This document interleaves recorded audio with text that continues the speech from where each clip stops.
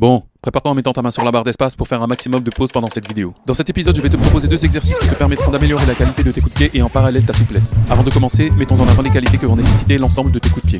1. De la vitesse. 2. De la mobilité des hanches. 3. De la souplesse des ischios et des adducteurs. 4. De la stabilité du pied d'appui. Pour le premier exercice, tu auras besoin d'un support situé à peu près à la hauteur de tes hanches. Les mains sur le support face à soi, les pieds largeur de bassin, les épaules basses, les omoplates serrés, le ventre rentré comme si tu voulais esquiver une attaque de chasseur. L'exercice consiste à réaliser une extension avec la jambe suivie d'une abduction. En fonction de la souplesse de chacun, on peut choisir de tendre ou de fléchir la jambe d'appui. Une fois dans la position d'extension ou d'abduction maximale, tu vas pouvoir réaliser 2 gestes. Chercher à tendre la jambe de frappe au maximum, tirer les fesses le plus en arrière. L'avantage de cet exercice par rapport à un étirement statique classique, c'est qu'il va te permettre d'aller chercher plus loin à chaque cycle de contraction-relâchement. De plus, parce que c'est un exercice spécifique pour les coups de pied, tu investis dès lors ta souplesse directement dans les mouvements travaillés. Pour réaliser le deuxième exercice, il te faudra un obstacle. Il devra être assez mou pour que tu puisses l'effleurer sans risquer de te blesser. Tu te placeras sur un des côtés de cet obstacle, plus près, encore plus près.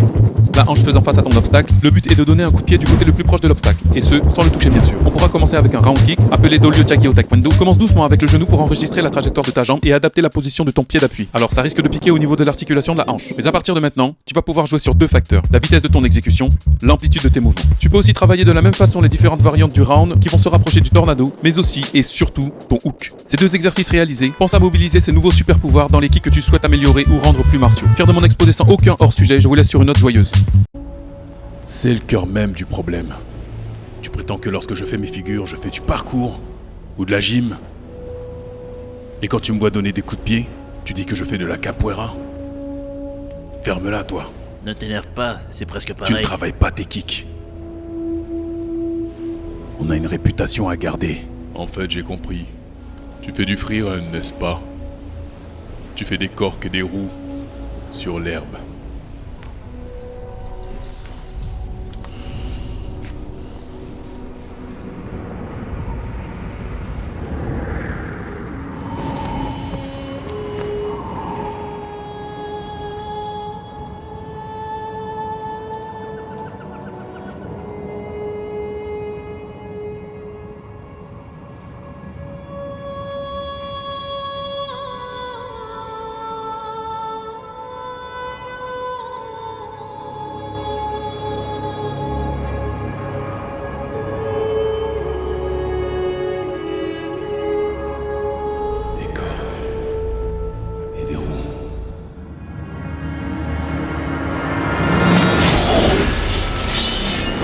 Méchant!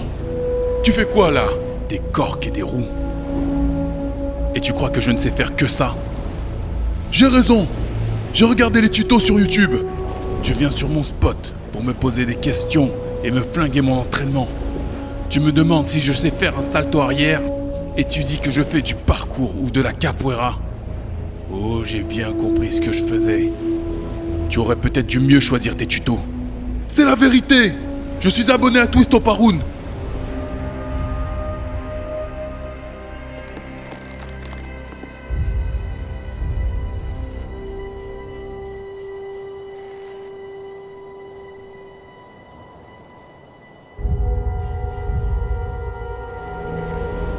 Twist au Paroun.